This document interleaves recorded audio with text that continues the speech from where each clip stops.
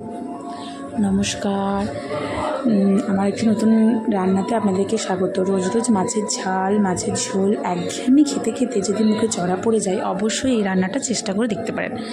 তো প্রথমেই আমি বলবো কয়েক কোয়া রসুন, কয়েক কোয়া আদা, কয়েকটা আদা কুচি, 1 চামচ ধনে, 1 চামচ জিরে, একটু মৌরি আর শুকনো কলাই আর একটা লঙ্কা শুকনো কলাই হালকা করে রোস্ট করে নেব।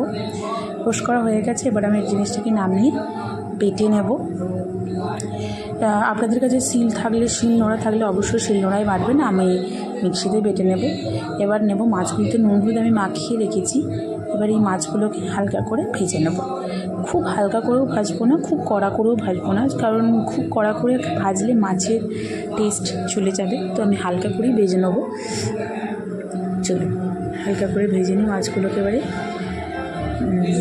একে একে সব মাছগুলি ভেজে নেব। আর এদিকে আমার মশলাটা বাটা হয়ে গেছে। সেই মশলাটা এই যে আমি শুকনো করে বেটেছি, জল দিইনি, কারণ শুকনো করেই বাটবো জিনিসটা। আর এদিকে আমার মাছ ভাজাও হয়ে গেছে। এবার মাছগুলোকে আমি তুলে নেব। আরও কিছু মাছ আছে, সেগুলোকেও আস্তে আস্তে ভেজে নেব। ভেজে নিয়ে সব মাছ তুলে নেবো একে একে।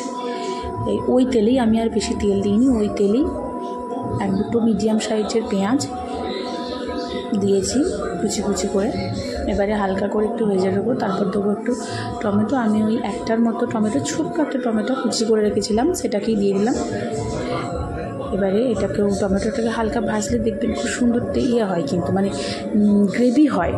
তো আমিও টমেটোটা হালকা ভেজে নিয়েছি। এবার দেবো পুরো মশলাটা। আমি জল দিয়ে দিয়েছিলাম, শুকনো করে দিলে যেহেতু কড়াইয়ে লেগে যাবে, পুড়ে যেতে পারে মশলাটা, তো সেই জন্য আমি একটু জল দিয়ে এটা কড়াইয়ে দিয়ে দিলাম।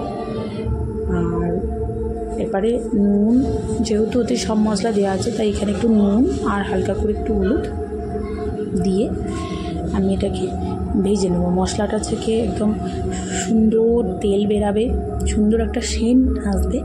তারপর আমরা এটাতে জল দিয়ে দেবো। আগে এটা ভাজা হয়ে যাক মশলাটা।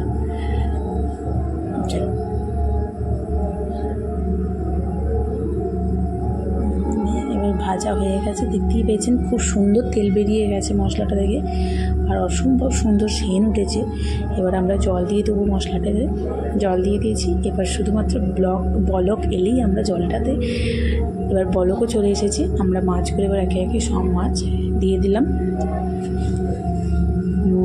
মানে এই যে পোড়া মশলার গন্ধটা, একটা দারুণ দারুণ সেন্ট উঠেছিল আজকে রান্নায়। যাই হোক, মাছ আমার বরমশাই খেতে চায় না, সেও কিন্তু খেয়ে নিয়েছে আজ কোনো বায়না ছাড়াই। আর আমিও 1 হাতা ভাত বেশিই খেয়েছি। আপনারা ওটা করে দেখতে পারেন। ভালো লাগলে অবশ্যই একটা লাইক, কমেন্ট আর শেয়ার করবেন। টাটা।